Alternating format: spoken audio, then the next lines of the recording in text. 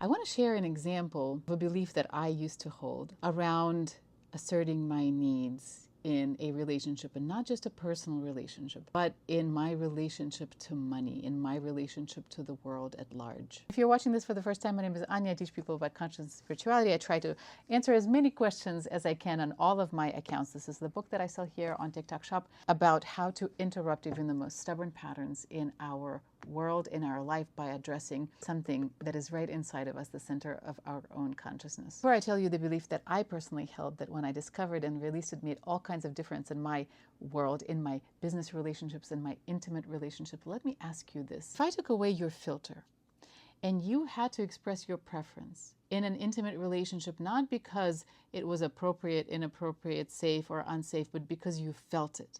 Every time you feel a preference, it's just going to come out of your mouth. What is at stake? What do you imagine happening to you, to another person, to your relationship, if you simply state your needs? I want this. I don't want that. Notice what kind of feelings come up. Notice what kind of anxiety comes up.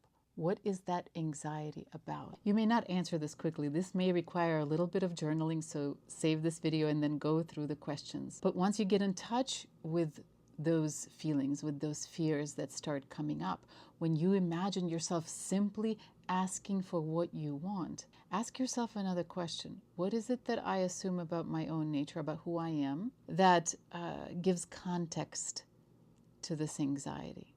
Like, because I am such and such, I cannot do that.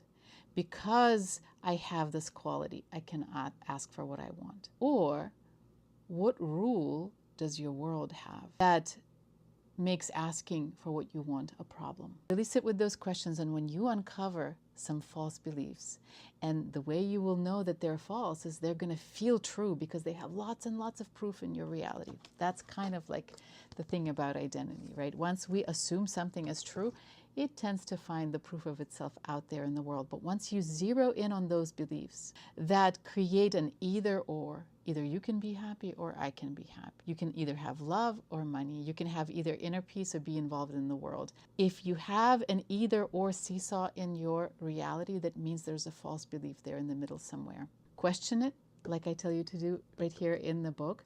Release it and look at life completely different. And as promised, when I was doing this work for myself, not only because I had issues in my intimate relationships, but when I would step out of my cave into the world of people where I was supposed to have a relationship with the world. And this was true when I was a professional artist, as well as after I have written this book. I would have huge panic attacks and anxieties, and I could not understand where they were coming from. I felt awful around people, and I thought my calling was just to be by myself. That wasn't true. But what was true is that I was holding on to a lie, a rule of my reality that said there could only be one desire in the room. When I grew up around a lot of highly traumatized people that would behave in a very narcissistic, me way. And so that was kind of a true situation. There could only be one ego on that stage.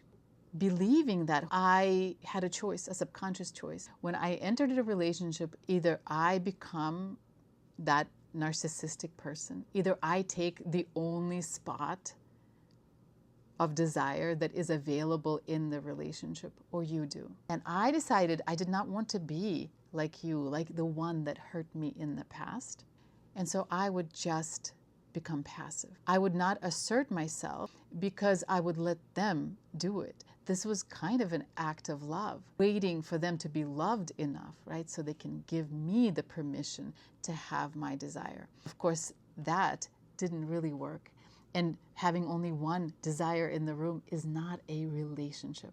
When I released this view of the world, suddenly I realized that so much more was available to me, and that I stopped having a panicky feeling when I would assert myself. I would just say my preference and remain still, remain in love, and I would allow another person to assert their preference. And if they had a reaction to what I was saying, I would just wait for the reaction to pass and then continue the conversation if they wanted to continue the conversation with me. I discovered a whole world of freedom, and that's all, I teach you how to do this, and you have the book, but for those of you who don't, the book is available in all kinds of formats, and I am working on restocking it here on TikTok Shop.